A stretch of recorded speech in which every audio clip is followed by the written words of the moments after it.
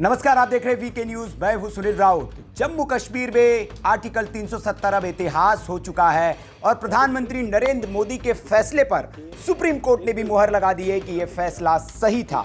अब इस फैसले के बाद प्रतिक्रियाओं के आने का दौर शुरू हो चुका है और सब लोग इस फैसले के बाद क्या कह रहे हैं, इस पर सबकी निगाह है।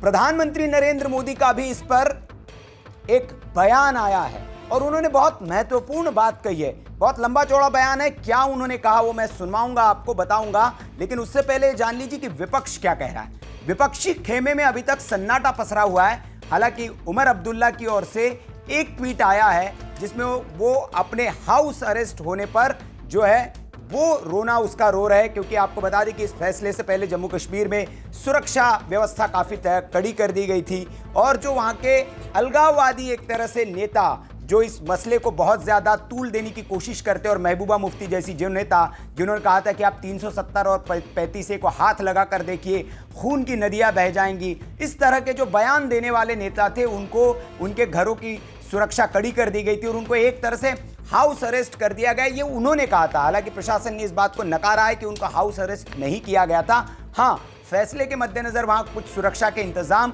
खासे पुख्ता किए गए थे, लेकिन विपक्षी अब उमर अब्दुल्ला कह रहा है कि भाई हमें तो हाउस अरेस्ट करके रखा गया है, लेकिन देखिए गुलाम नबी आज़ाद जो है वो खुलेआम आज़ाद होकर घूम पा रहे हैं। तो एक तरफ विपक्षी प्रतिक्रियाएं आने लगी है।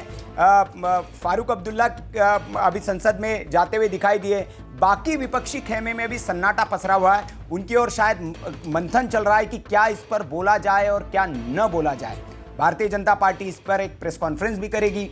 कांग्रेस की ओर से भी प्रेस कॉन्फ्रेंस की उम्मीद की जानी चाहिए, क्योंकि हर फैसले के बाद कांग्रेस भी प्रेस कॉन्फ्रेंस करती है, तो इस पर भी वो जरूर प्रेस कॉन्फ्रेंस करेगी और अपना मत, पार्टी का मत इस पर रखेगी। हालांकि सुप्रीम कोर्ट ने इस फैसले के बाद दो अहम बातें भी कही है। एक तो जम्मू कश्मीर का जो स्टेटहुड का दर्जा है उसे जल्द से जल्द बहाल करने के निर्देश सरकार को दिए हैं। साथ ही साथ चुनाव 30 सितंबर 2024 तक संपन्न करा ले, इसकी भी बात उन्होंने कही है।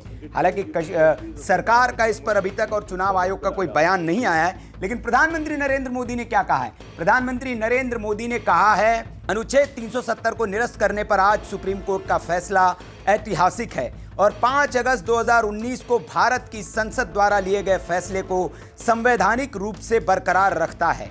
ये जम्मू कश्मीर और लद्दाख में हमारी बहनों और भाइयों के लिए आशा, प्रगति और एकता की एक शानदार घोषणा है।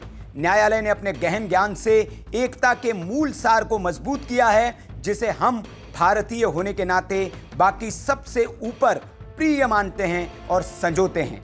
मैं जम्मू कश्मीर और लद्दाख के लचीले लोगों को आश्वस्त करना चाहता हूं कि आपके सपनों को पूरा करने के लिए हमारी प्रतिबद्धता अटूट है। हम ये सुनिश्चित करने के लिए प्रतिबद्ध हैं कि प्रगति का लाभ न केवल आप तक पहुंचे, बल्कि इसका लाभ हमारे समाज के सबसे कमजोर और हाशिए पर रहने वाले वर्गों तक भी पहुंचे, जो अनुच्छेद 370 के कारण पीड़ित थे। आज का फैसला सिर्फ कानूनी फैसला नहीं है, यह आशा की किरण है, उज्जवल भविष्य का वादा है और एक मजबूत, अधिक एकजुट भारत के निर्माण के हमारे सामूहिक संकल्प का प्रमाण है। तो प्रधानमंत्री नरेंद्र मोदी ने इस फैसले के बाद इसे ऐतिहासिक बताते हुए बहुत लंबा चौड़ा एक्स पर यह ट्वीट लिखा है और उन्होंने कहा है कि ये भारत के एकीकरण जो है, एकजुट भारत के निर्माण के जो संकल्प है उसका प्रमाण है।